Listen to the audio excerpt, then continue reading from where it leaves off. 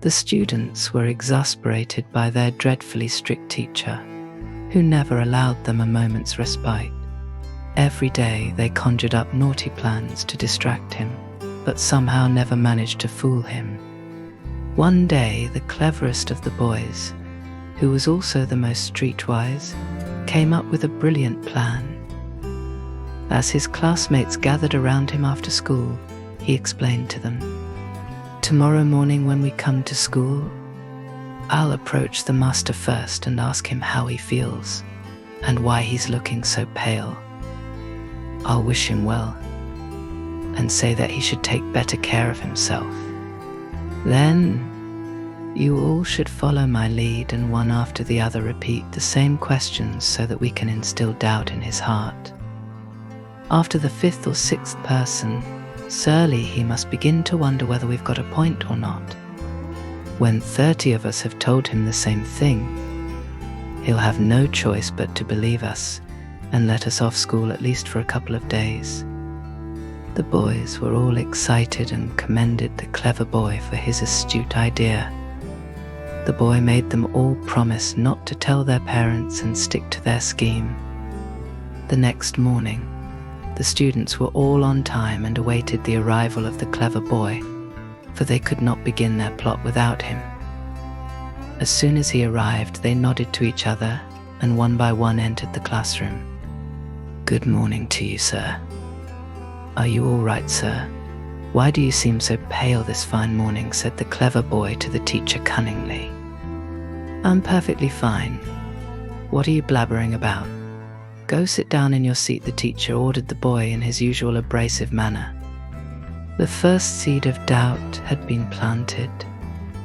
The students then walked into the classroom one after the other, and each addressed the teacher in turn, commenting with concern on the latter's health.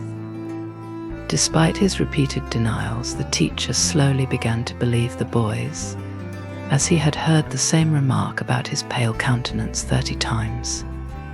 He began to shiver and actually feel feverish. Soon he was hastily packing his papers and books and hurrying home, with 30 boys in tow. All the way home he was thinking about how his wife had recently been neglecting him, and how despite all his kindness and generosity she'd been wishing him ill. Entertaining these negative thoughts about his innocent wife, the teacher hastened through the narrow back streets to his humble home, while the boys followed him closely every step of the way.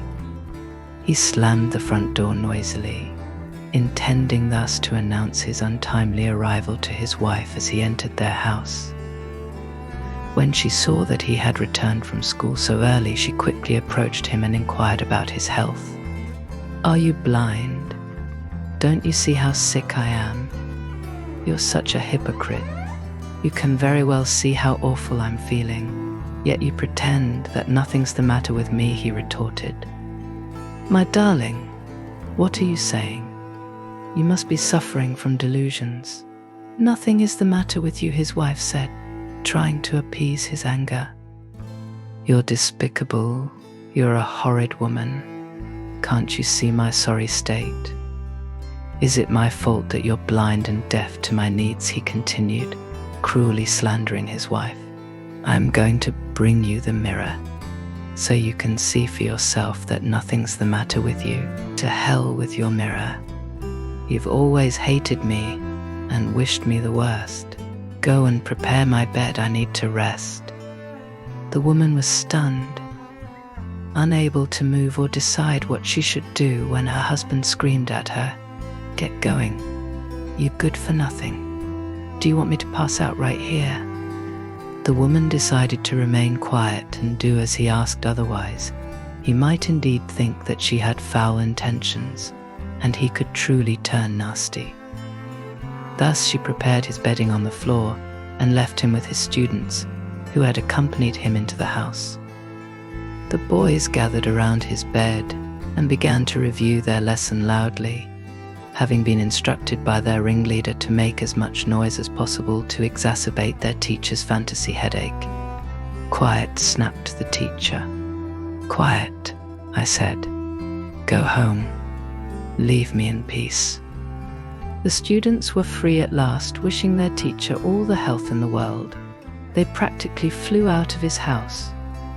They didn't go home, though, and instead remained in the streets playing various games that they'd long fantasized about.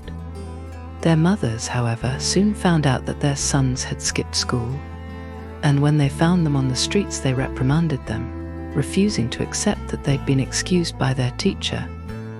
They threatened to visit the teacher's home the next day and find out the truth. And so they did. They found the poor man lying miserably under several duvets, sweating like a pig and moaning in pain. "Dear sir, forgive us, for we didn't believe our sons confessed the women.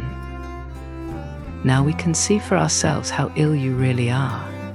May God grant you a long, healthy life. I'm actually grateful to your perceptive sons for having detected my malady," said the teacher gratefully. "I was so intent on teaching them that I had totally ignored my own health. If it hadn't been for them, I'd have soon been dead for certain." And such was the fate of the ignorant teacher who'd been fooled by baseless repetition and indoctrination conducted by mere children.